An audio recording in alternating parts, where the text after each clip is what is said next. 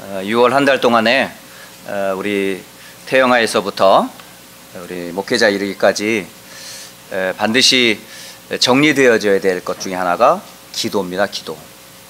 그래서 6월 한 달 동안은 기도의 비밀 이 부분을 매주 나누고 있는데요. 기도의 첫 시작은 구원으로부터 시작합니다. 저와 여러분이 하는 기도가 구원받은 자의 기도라면 그거는 하나님이 응답할 수밖에 없어요. 다시 말하면 하나님과 저와 여러분의 뭐죠? 가장 중요한 건 관계예요. 관계. 자녀들이 부모에게 요구할 수 있잖아요. 근데 우리가 아저씨한테 할 수는 없잖아요. 예전에 두 남매가 막 싸워요. 서로 막 다투는 거예요. 근데 보니까 별것 아니에요. 아주 시시한 것 가지고, 아주 사소한 것 가지고 다투고 있는 거 있죠. 그래서 제가 싸운 거에 대해서 둘 다 뭐 비슷하니까 탁 무릎을 꿇고 손을 들게 했어요.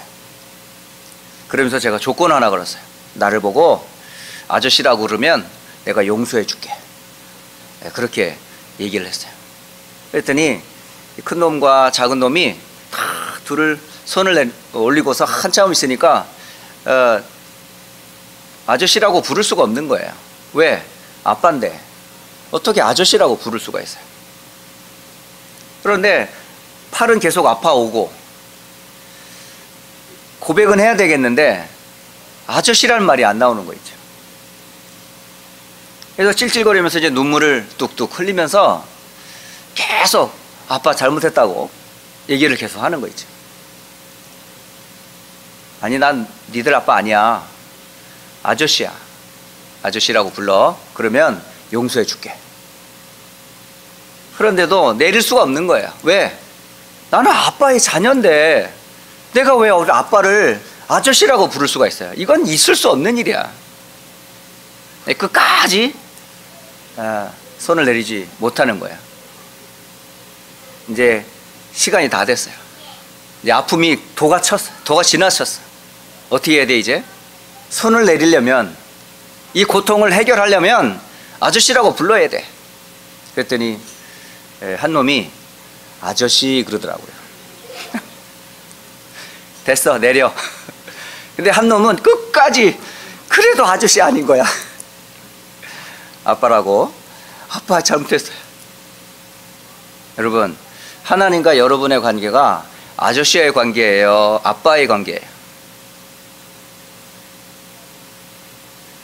이거 아주 단순한 예와 같지만 하나님 여러분의 아버지라면,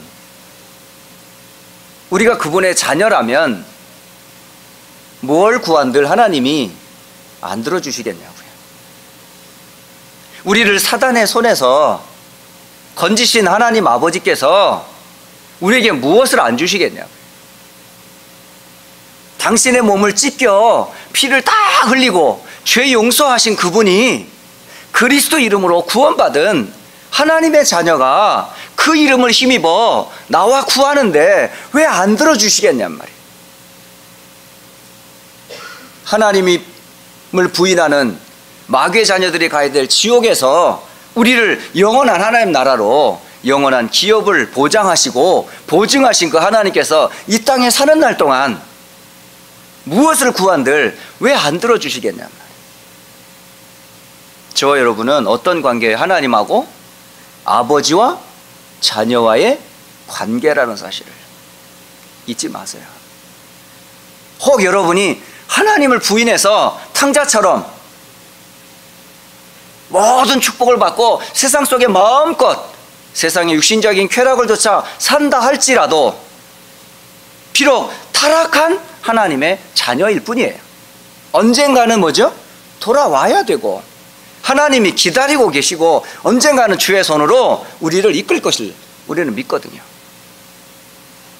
하나님의 자녀는 절대 그 신분이 바뀌지 않아요.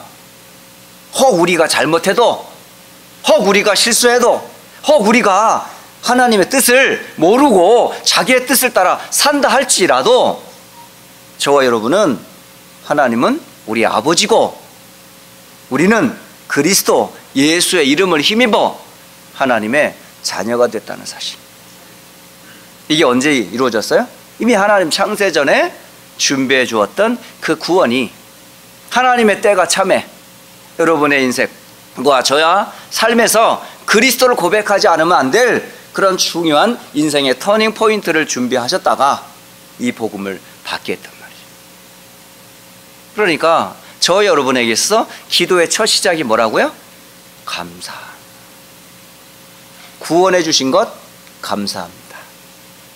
사탄과 죄와 죽음과 지옥에서 내 능력으로가 아니라 하나님의 방법인 그리스도의 이름으로 우리를 구원해 주신 것 감사합니다. 이게 기도의 시작이다.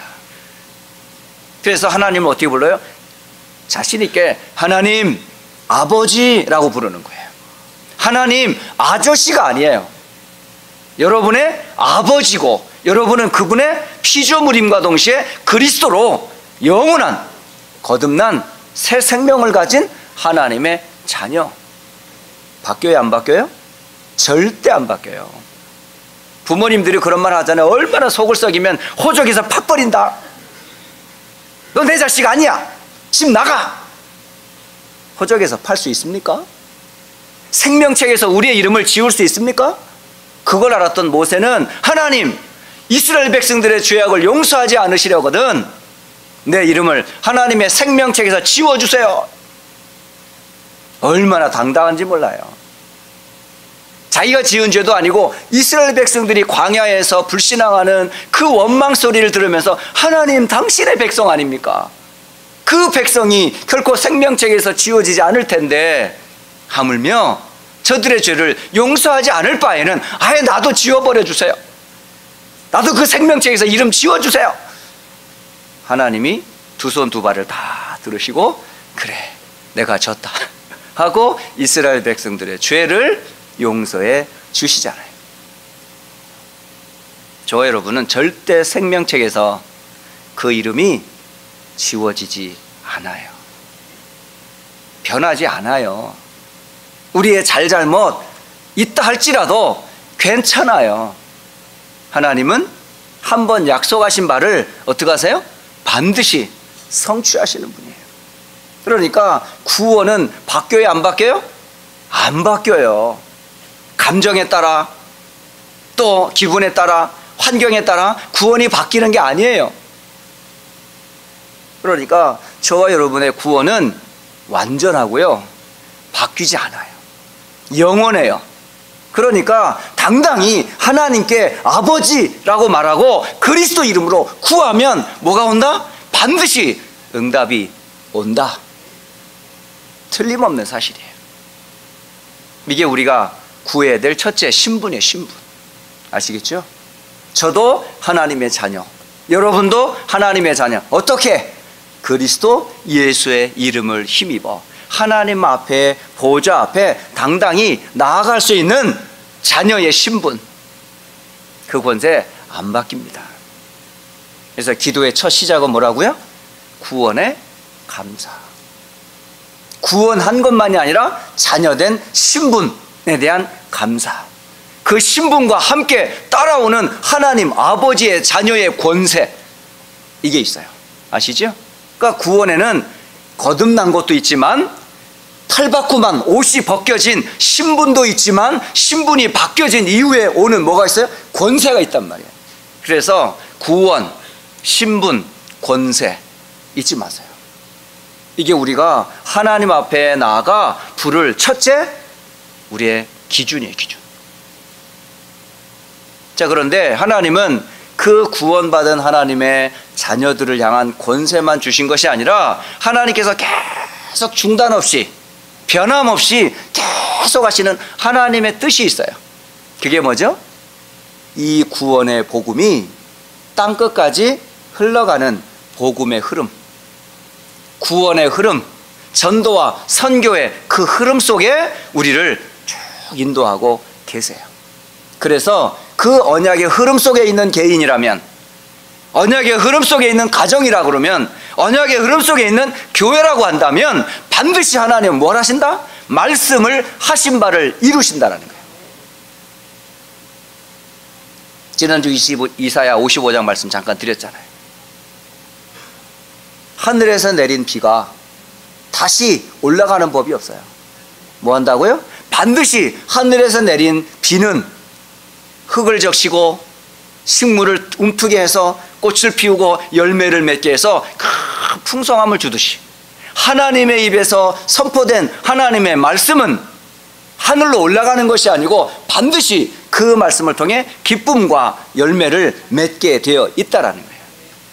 그래서 저와 여러분이 반드시 어떤 흐름을 타라? 말씀의 흐름을 타라. 저와 여러분이 말씀의 흐름 속에 있는 언약의 백성인지 늘 확인하세요. 그래서 그리스도, 그 이름으로 받은 구원 속에 있음에 대한 언약의 흐름이 성경 66권에 흘러가는 흐름의 흐름. 여자의 후손이 뱀의 후손의 머리를 깨뜨리고 우리를 구원하실 여자의 후손으로부터 주는 그리스도시여 살아계신 하나님의 아들이십니다. 이 고백한 신앙 고백이 지금도 땅끝까지 증거돼야 된 이후에 끝이 올 것이다. 결국 뭐죠? 복음이 땅끝까지 흘러가는 전도의 여정 속에, 언약의 여정 속에 여러분은 항상 구할 때마다 뭘 붙잡고 기도해야 돼요? 그리스도와 십자가와 부활, 그리고 세계복음을 놓고 항상 언약 잡고 기도하는 거예요. 그러니까 우리의 구원과 신분과 권세를 가지고 하나님의 약속인 그 구원의 흐름이 땅끝까지 증거될 세계복음의 언약의 딱 흐름을 가지고 여러분 뭐 하라고요? 기도하라고요. 이게 이름하여 커버넌트, 비전이라는 거예요. 안 바뀌어요, 안 바뀌어.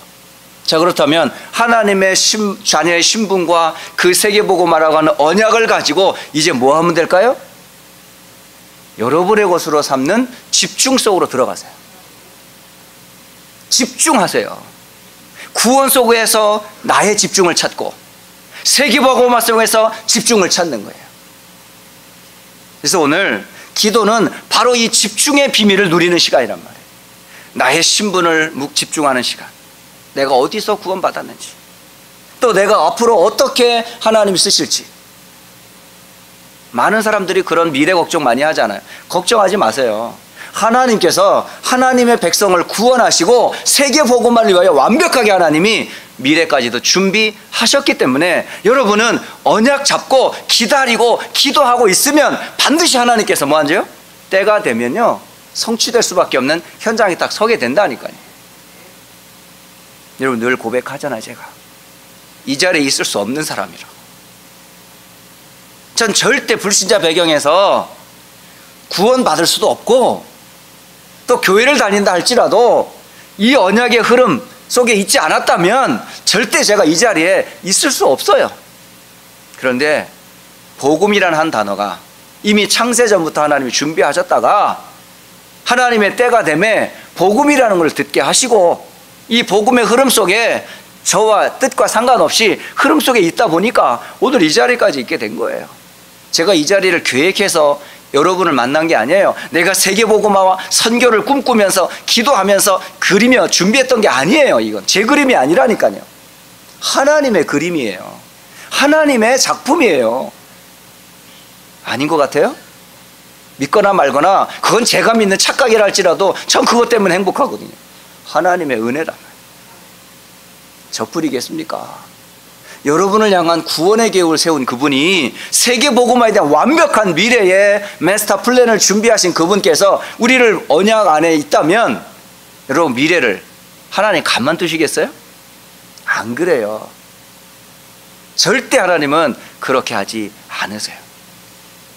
그래서 그 두 약속을 굳게 붙잡고 무엇으로 들어가라? 집중해라. 집중.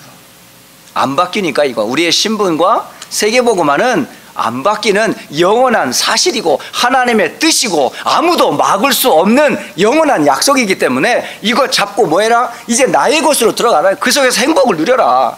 집중하면서 뭐해라? 하나님 주시는 은혜를 깊이 누리는 거예요. 그리고 그 속에서 세계복음화를 그리는 거예요. 그 속에 깊이 집중하면 어떤 일이 벌어져요? 놀라운 일이 벌어진단 말이에요. 아마 제가 고등학교 때인 것 같아요. 이렇게 한문 시간에 정신 일도 하사불성, 이게 무슨 말인지 아세요? 정신을 하나로 모으면 칼과 같이 이루지 못할 일이 없다는 거예요. 여러분, 마음과 생각을 집중하면요 놀라운 일이 벌어집니다. 세상 사람들 그걸 알았던 거예요. 근데 하나님의 말씀과 언약을 가지고 깊이 집중할 때 어떤 일이 벌어지겠어요? 이루 말할 수 없는 성령의 역사가 일어난단 말이에요. 그래서 여러분이 이 시간을, 집중의 시간을 반드시 찾아라. 자, 그러면 여러분, 집중의 의미가 세 가지가 있어요. 집중의 의미. 첫째가 뭐냐면 중심을 세우는 것을 보고 집중이라고 그래요. 그 집중이, 다시 말하면 내 마음의 중심이 바로 서지 않으면 어떻게 될까요? 분열돼 버려요. 혼란스러워지는 거예요. 그러니까 그 중심을 잡는 것, 이게 집중이에요. 만약에 중심이 흐트러지면 다른 것에 집착하고 중독돼서 결국은요 멸망하게 돼 있어요. 그런데 내 중심이 하나님과 나 사이에 언약으로 딱 집중이 돼 있으면 어떤 일이 벌어지겠어요? 혼란스러워 안 해요. 분열 안 나타나요. 집착 안 해요. 중독 안 생겨요. 말씀에 집중하면. 그래서 저와 여러분이 집중이라는 말은 중심을 세우는 것이다. 그러면 그 중심을 뭘로 해야 되겠어요? 나 중심, 돈 중심, 세상 중심으로 하면 그 중심이 어떻게 될까요? 다 무너지긴다니까요. 나도 무너지고 한계가 있어요. 어느 날 돈도 어느 날 한계가 있고요. 성공도 올라가면 거기에서 뭐가 와요? 허무가 찾아와요. 다 이루었는데 왠지 모르게 다 한 것 같은데 왜 이렇게 허무하지? 그게 중심이 나 중심, 돈 중심, 성공 중심이기 때문에 어느 날 무너진다니까요. 그런데 두 번째, 집중의 의미의 두 번째, 꼭 여러분 하세요. 중심을 세우는데 그 중심에 누구를 향하는 거예요? 하나님을 향하는 거예요. 우리의 중심은 어디서 출발해야 돼요? 하나님으로부터 출발해야 돼요. 하나님으로부터. 왜? 창조도 하나님으로부터, 구원도 하나님으로부터, 하나님의 뜻과 계획도 하나님으로부터. 그러니까 하나님께 그 중심을 딱 두는 거예요. 그럼 하나님과 우리 사이에 그 중심, 그 세 번째가 바로 뭐죠? 그 중심이 바로 복음이에요. 복음. 그래서 중심이라는 의미는, 집중이라는 의미는 첫째, 중심을 세우는 것이다. 둘째, 하나님을 향하는 것이다. 셋째, 복음을 바로 이해하는 것이다. 이게 집중이에요. 그래서 저와 여러분이 그 중심을 딱 마음을 모으고 잠깐 멈추어서 기도하는 거예요. 그때 오는 힘이 있어요. 그때 오는 영적인 힘이 있단 말이에요. 자, 오늘 여러분 성경 본문 사도행전 2장 1절에서 13절의 말씀을 본문으로 보았어요. 이 성도들 한번 가만히 보세요. 그 중심이 어땠는지, 이 중심에 무엇이 이들의 중심이 되었는지, 그 중심이 복음인지 아닌지 정확히 나오잖아요. 네, 이들의 중심이 하나님께, 그리고 복음 속에 딱 서 있잖아요. 그리고 뭐 했어요? 10일 동안 뭐 했습니까? 집중 속으로 들어갔다니까요. 그러니까 40일 동안 마가의 그 감람산에서 하나님 나라의 일을 그리스도와 함께 메시지를 받고 나서 이들이 그리스도와 하나님의 나라와 오직 성령의 이 약속을 잡고 어디 속으로 들어갔어요? 집중 속으로 들어갔다니까요. 나의 11식으로 들어간 거예요. 혼자도 되지만 같이도 돼요. 함께 했단 말이에요. 그러니까 하나님 주신 영원한 약속을 잡고 집중 속으로 들어간 거예요. 말씀만 붙잡고 그냥 끝난 게 아니고 말씀 잡고 사도행전 1장 14절에 보니까 어디로 들어갔어요? 마음을 같이하여 오로지 기도에 힘썼더라. 집중 속으로 들어간 거란 말이에요. 그러니까 저희 여러분이 그리스도와 세계복음이라는 약속의 언약을 잡고 집중 속으로 들어가는 거예요. 그래서 나름대로요 작정하는 시간이 필요한 거예요. 시간, 장소, 일정을 딱 정해놓고 나의 40일, 나의 10일, 나의 한 달 이렇게 정해놓고 한번 기도해 보세요. 말씀드렸지만 나의 신분과 권세를 항상 놓치지 말고 그 말씀의 흐름인 구원의 흐름인 말씀과 세계복음의 흐름이 변하지 않기 때문에 그 약속 속에서 나를 딱 그 중심 속에 세워놔버려요. 그럼 여러분요 놀라운 일이 벌어져요. 뭔지 아세요? 영적인 힘이 옵니다. 성령께서 주시는 힘이 옵니다. 그 은혜를 초대교회들은 다 그런 은혜를 받았던 거예요. 그래서 초대교회 성도들이 집중할 수밖에 없었던 이유가 있었어요. 왜? 이들은 답을 알고 있는 사람이니까. 그리스도가 아니면 절대 이 땅에 저주, 사탄, 지옥 영원히 해결할 수 없으니까. 그 답을 알고 있는 사람, 그리고 40일 동안 하나님의 나라의 비밀을 말씀으로 미션으로 붙잡았던 사람들. 그런데 주님께서는 그들에게 무엇을 약속하고 가셨어요? 땅 끝까지 내 증인이 되리라. 근데 이 땅 끝까지 우리가 어떻게 가요? 갈 수 없어요. 그래서 어떻게 해야 돼? 이들은 집중할 수밖에 없었어요. 그 약속을 붙잡고 어디로 들어갔어요? 사도행전 1장 14절 오로지 기도에 힘썼더라. 그 10일 동안의 짧은 집중의 시간을 가졌는데 놀라운 일이 벌어졌어요. 바람 같은 불 같은 성령께서 역사하신 거죠. 여러분, 집중할 때 오는 첫 번째 응답이 뭔지 아세요? 성령께서 역사하세요. 집중할 때 오는 두 번째 역사가 뭔지 아세요? 전도의 문이 열려요. 계속 기도해 보세요. 여러분 이번에 체험했잖아요. 짧은 대학 캠프 그리고 어린이 영성 합숙, 그동안에 계속 기도해 오던 어린이 영성 합숙 훈련과 그리고 1년여 동안에 준비해 왔고 후속 캠프 하면서 여러분이 기도했던 기도 내용들을 가지고 기도했는데 어떤 응답을 하나님 받으셨는지, 저는 그걸 보면서 하나님은 반드시 말씀을 주시고 성취하시는구나. 그 맛을 체험한 사람들이 그거를 아니까. 그래서 기도가 놀라운 거예요. 그러니까 기도할 때 성령의 역사하고, 기도할 때 뭐 간다? 말씀 또한 전도의 문이 열리고, 하나님이 약속한 말씀이 반드시 뭐죠? 이루어지잖아요. 그때 제자가 세워지고 현장이 바뀌는 거예요. 사실은 기도로 다 할 수 있어요. 우리는 그 기도의 응답으로 만남의 축복, 전도의 문, 경제와 선교, 이게 응답이라. 응답. 이거 우리가 하는 게 아니고요, 응답으로 오는 거예요. 전도도 선교도 만남도 경제회복도 현장 변화도 전부 하나님의 응답이에요. 근데 그 응답을 받으려면 어디로 들어가라? 언약 잡고 기도에 집중 시간을 회복하라는 거예요. 그게 기도예요. 초대교회는 그렇게 했어요. 그래서 많은 분들이 지금 혼란스러운 분들이 있잖아요.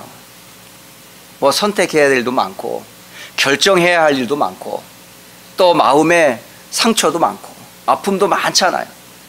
그런 분들은 아까 말씀드리면 중심이 무너져서 그래요. 말씀이 없어서 그래요. 그러니까 여전히 우리가 또 나 중심으로 움직이는 거야. 자꾸 여전히 세상의 기준을 따라 자꾸 움직이려고 그러는 거야.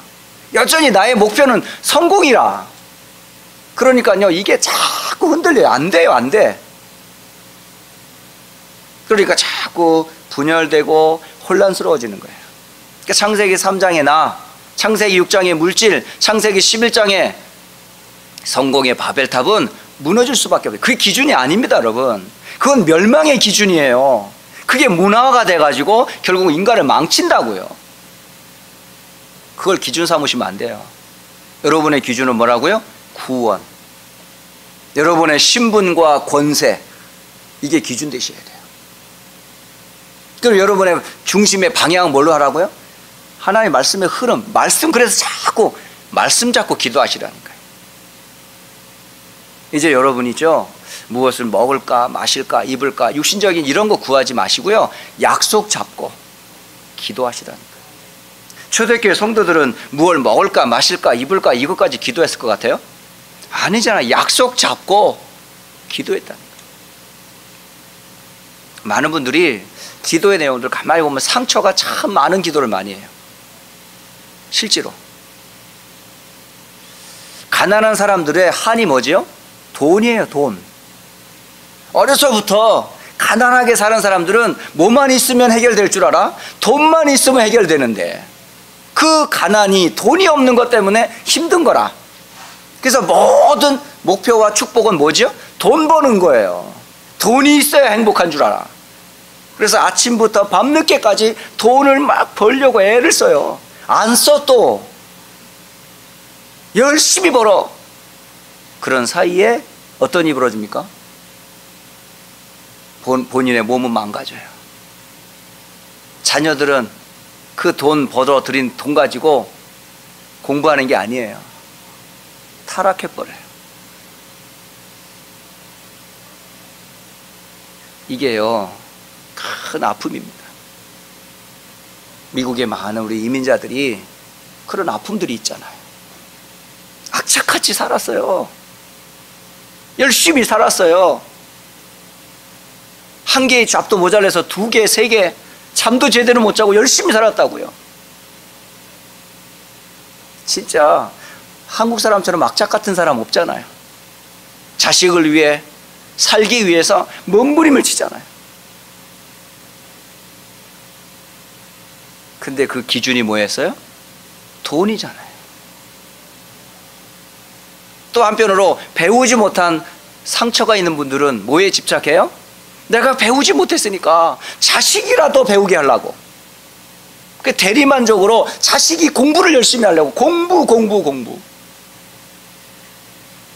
어려서부터 온갖 공부를 다 시켜요. 그런데 어떻게 됐어요?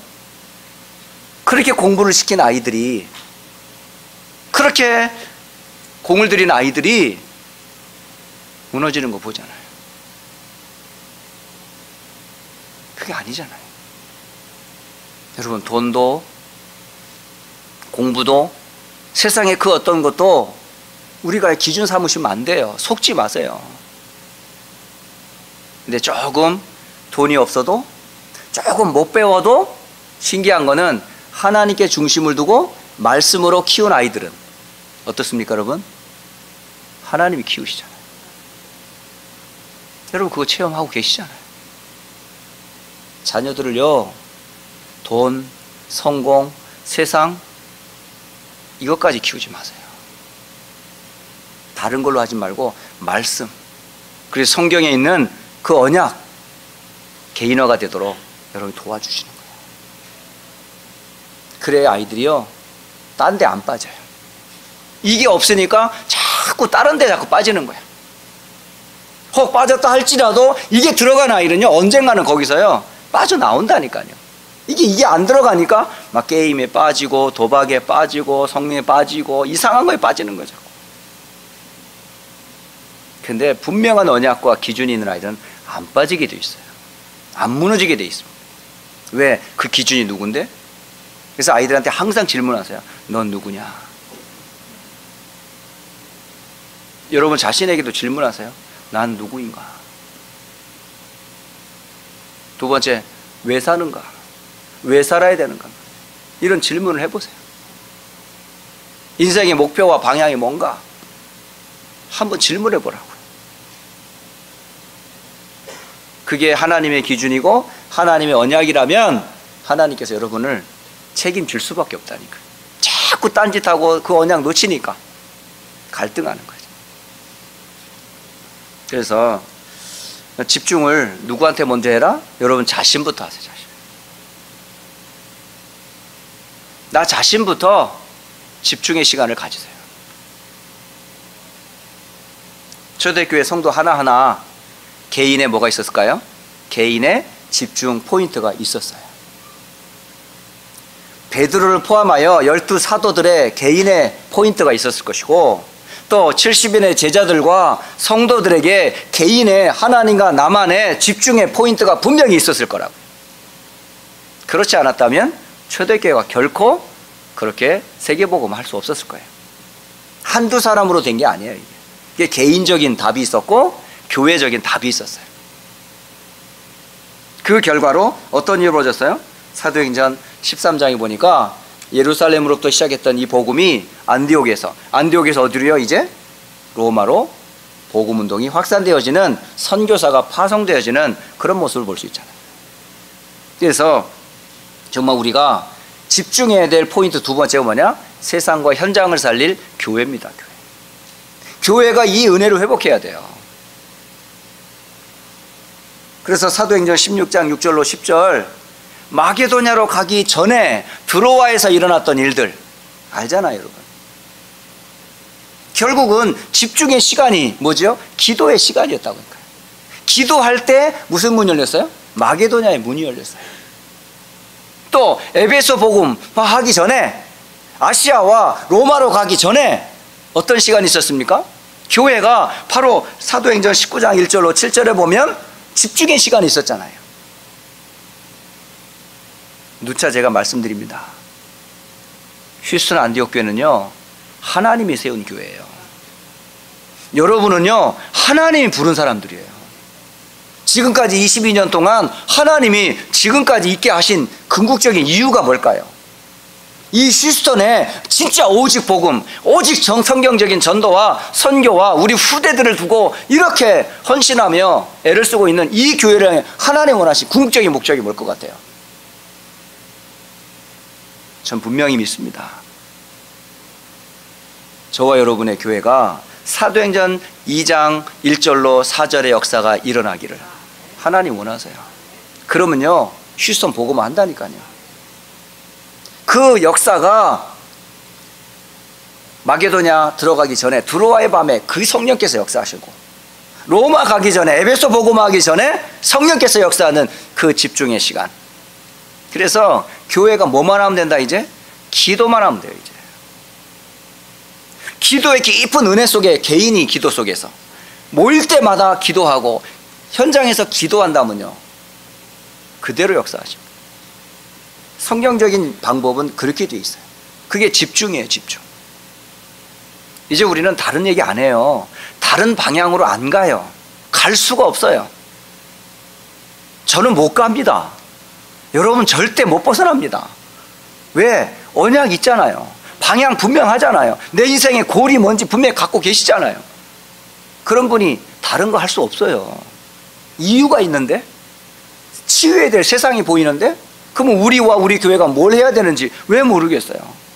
그래서 태영아에서부터 렘넌트들 하는 각 교사들이 그 운동하고 있는 거예요. 얼마나 중요한 역할을 하고 있는지. 각 구역의 역할을 하고 있는 구역장님들과 그 언어권 사역을 하고 있는 사역자들이 이 언약을 가지고 지금 흘러가고 있단 말이에요. 우리 교회는요, 하나 될 수밖에 없어요. 한 방향으로 갈 수밖에 없다니까요.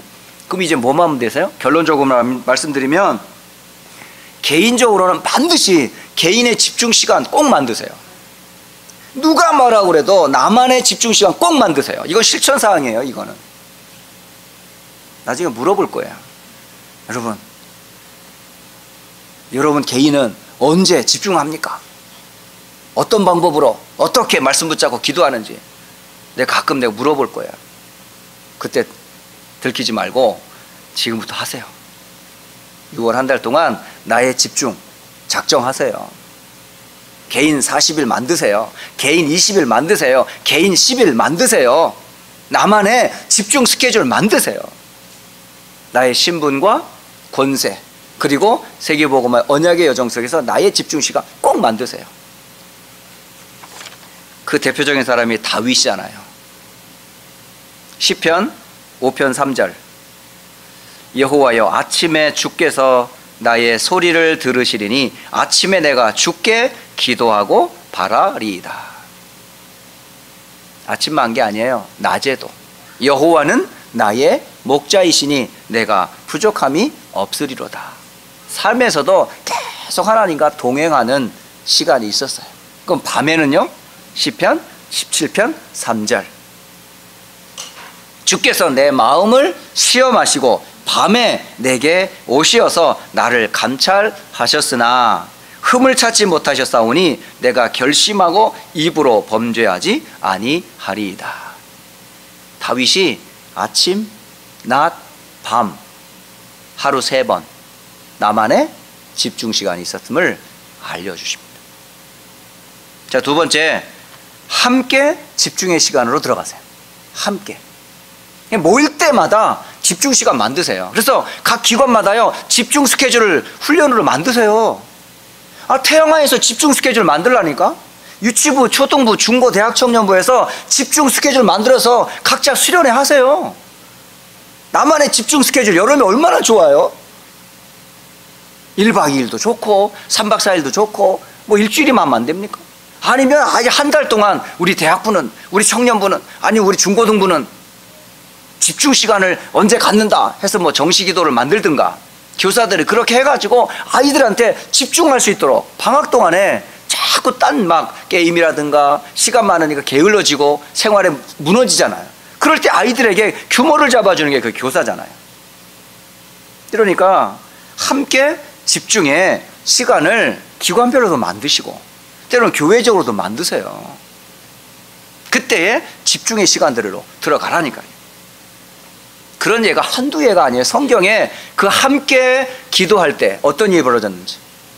신약 성경의 마태복음 18장 19절로 20절, 너희 중에 두 사람이 땅에서 합심하여 무엇이든지 구하면 하늘에 계신 내 아버지께서 그들을 위하여 이루게 하시리라. 두세 사람이 내 이름으로 모인 곳에는 나도 그들 중에 있느니라. 예, 이게 함께하는 집중 시간이에요. 사도행전 1장 14절, 마음을 같이하여 오로지 기도에 힘썼더라. 초대교회잖아요. 심지어 사도행전 12장 1절로 25절에 보면 바로 위기 만난 초대교회가 뭐 했는 줄 아세요? 집중할 수밖에 없었어요. 대표적인 요절이 사도행전 12장 5절, 베드로는 옥에 갇혔고 교회는 그를 위하여 간절히 하나님께 기도하더라, 이렇게 돼 있어요. 그래서 기관마다 이런 집중의 스케줄을 교사들이 스케줄링 하세요. 방학 동안에 이 많은 좋은 시간들을 활용하세요. 마지막으로 여러분, 증인의 시간을 꼭 가져라. 증인의 시간. 오늘 사도행전 2장 5절로 11절에 보니까 어떤 일이 벌어졌어요? 15개 나라 사람들에게 뭐가 나타났습니까? 하나님의 행하신 일이 전파됐잖아요. 집중의 결과예요. 이게 다민족 복음화가 될 수밖에 없다니까요. 오늘 6월 한 달 동안의 기도에 대한 메시지를 계속 전합니다. 그리고 감사로 시작해서 그 언약 가지고 흐름을 따라 이제 뭘 가져라? 나의 집중의 실천. 오늘 이 말씀입니다.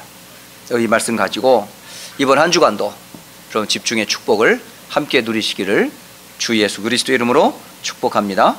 기도하겠습니다. 하나님 아버지, 참 감사합니다.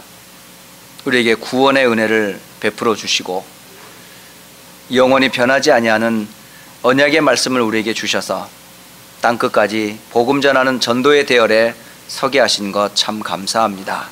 이 언약이 성취되는 최고의 축복된 기도와 집중의 말씀으로 오늘도 우리를 인도하여 주시니 참 감사합니다. 휴스턴 안디옥 교회와 모든 렘넌트들과 모든 각 기관과 개인이 집중의 축복을 회복하게 하옵소서. 주 예수 그리스도의 이름으로 기도드립니다. 아멘.